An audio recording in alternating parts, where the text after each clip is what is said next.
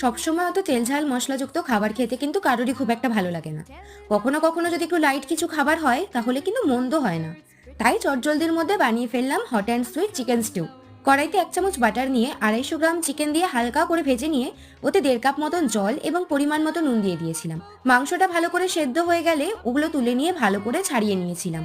অন্যদিকে কড়াইতে আবারও 1 চামচ মতো বাটার নিয়ে ওতে 1.5 চামচ মতো রসুন কুচি দিয়ে একটু ভেজে নিয়ে ওতে একটা পেঁয়াজ কুচি, অল্প করে কুচনো গাজর, ক্যাপসিকাম এবং 2টো কুচনো কাঁচা লঙ্কা দিয়ে সাথে 1 চামচ মতো গোলমরিচের গুঁড়ো, স্বাদ মতো নুন দিয়ে সবজিগুলোকে হালকাভাবে ভেজে নিয়েছি। তারপরে ওতে চিকেন স্টকটা দিয়ে ভালো করে মিশিয়ে 1 ঢাকনা সোয়া সস, 2 থেকে 3 চামচ মতো টমেটো কেচাপ, 1 চামচ মতো রেড চিলি সস এবং চিকেনটা দিয়ে ভালো করে ফুটিয়ে নিয়েছিলাম যতক্ষণ না সবজিগুলো পুরোপুরিভাবে সেদ্ধ হচ্ছে। শেষে 1 চামচ কর্নফ্লাওয়ার একটু করে জলে গুলে ওতে দিয়ে ভালো করে ফুটিয়ে নিলে রেডি হয়ে গেল restaurant style hot and sweet chicken stew.